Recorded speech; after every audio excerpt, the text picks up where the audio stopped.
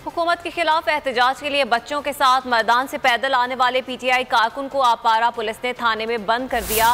कारकुन से इजहार यकजहती के लिए अली मोहम्मद खान भी थाने के बाहर पहुंच गए।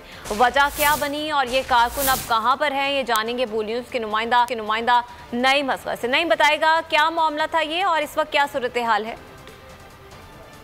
एक वर्कर को कुछ देर पहले थाने में बंद किया गया था। मौजूदा हुकूमत के खिलाफ एहतजाज करने के लिए ये 8 दिन पहले मैदान से निकला अपने घर से एहतजाज के लिए और पैदल यहाँ इस्लामाबाद पहुँचा। 0 पॉइंट पुल के ऊपर ये एहतजाज कर रहे थे तो वहाँ से पुलिस ने उन्हें गिरफ्तार कर लिया। थाना अपारा में उन्हें रखा गया और अब से चंद लम्हात पहले उन्हें रिहा किया गया। इनसे पूछते हैं। आज 8वां दिन है। मैं पैदल अपने 3 बच्चों समेत घर से निकला हूँ इम्पोर्टेड हुकूमत के ख़िलाफ़ और ये कहने कि इमरान खान के साथ इजहार यकजहती के तौर पे ये 0 पॉइंट ही था जहाँ से पुलिस वाले ने गिरफ़्तार किया। सिर्फ इसी बात पे कि ये आप इधर खड़े हुए, आपने ये इम्पोर्टेड हुकूमत वाला प्ले कार्ड क्यों उठाया हुआ है। लोग सेल्फियाँ ले रहे हैं, उनको भी उठा के ले आएँ।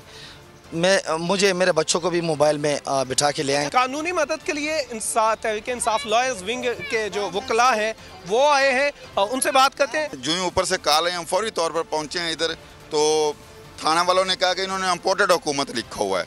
तो इम्पोर्टेड हुकूमत तो है भाई, इसमें कौन सी बुरी बात। इंसाफ लॉयर्स विंग के जो वकला हैं उनका ये कहना है कि इस जो कारकुन है उसको हिरासत करने के खिलाफ हम कल इस्लामाबाद हाई कोर्ट में। आपका शुक्रिया।